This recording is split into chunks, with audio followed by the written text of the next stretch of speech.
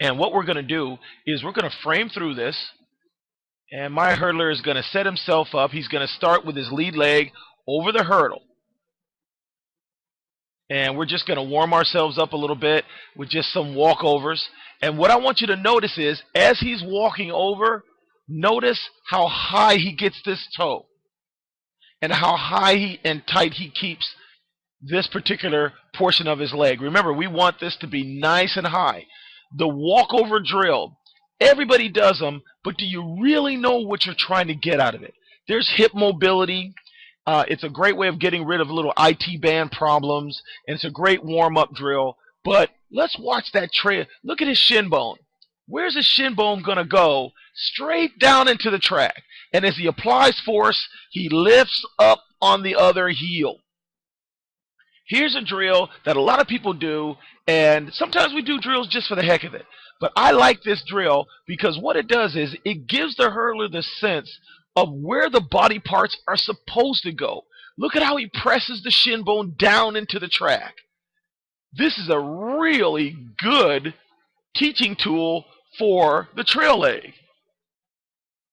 Notice how he just rotates his hip around the hurdle. So this is something we really, really want to take a look at. So now we're going to get into our hurdle runovers. So now he's going to set up. So now we've warmed ourselves up and we've got our hips and everything ready to go with our hurdle walkover. And this is my hurdle runover. Notice he's got everything set up. He's got his hand on his outside up by his head. He's got the other arm separated. Make sure that whenever your hurdlers are doing drills that they work their arms and they keep arm separation. All right, we've got the right hand up by his head. It's obscured right now. We've got the left arm back like he's reaching for a gun. So these arms are in opposite positions. Lead leg is over the hurdle. Notice he's got himself a nice high thigh position. Now he starts to lower and he loads the takeoff leg. There's his lead hand. And watch him explode upward. Look at the nice push and takeoff.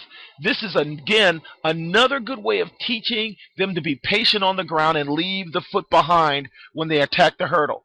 But notice that while he's pushing here, he's pushing here. Seems kind of familiar, doesn't it? This is your hurdle push-off. Yes, I know that it's much more vertical, but as we go through this drill, sometimes part whole gives you the sense of what you're trying to feel. So we're doing something with a little more vertical component, but watch what happens now. See how that thigh stays up? Here comes the trail on the ground with a quick step. Let's watch this at regular speed.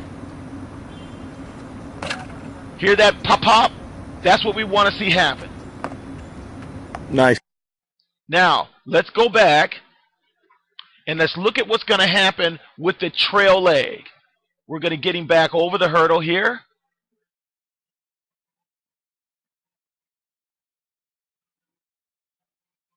Big push. Here comes the trail. Notice as he presses down with his left thigh, his trail leg comes around, and instead of stepping out, it goes straight down into the ground, and it gives himself a little bit of a pop. After we do our runovers, we go and do what's called a hurdle walkover.